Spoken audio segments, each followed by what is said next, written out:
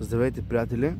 Днес ще покажа един фидер комплект с новата въдица на FL Ветеран и макара FL Ultracast FLX 7000 в случая.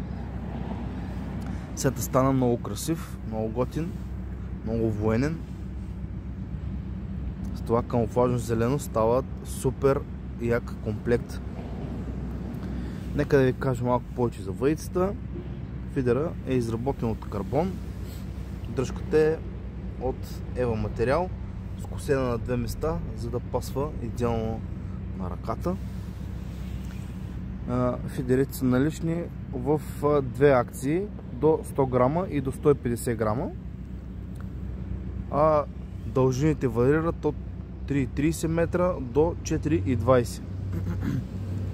Също така може да се окомплектуват и с FLX 6000 размер за по-леките фидери.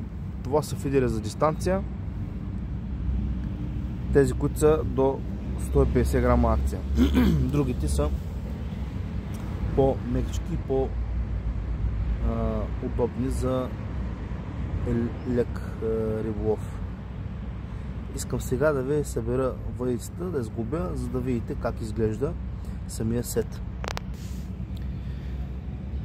Ето, може да видите, сетчето стана много добре.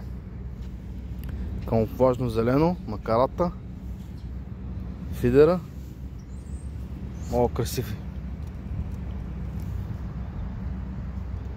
Много красива въдица, много удобна. Сета е просто бруталка. Този фидер е снабден с 3 връхчета с 2, 3 и 5 унции, които са подходящи както за риболов на дистанция, така и за риболов на по-близко разстояние. Съобразен е така, че да ви достави удоволствие, каквото и да решите. Върхчета от 2-3 ози са за по-леки хранилки, а тази от 5 ози е за по-тежки хранилки, когато ловите на дистанция или на река.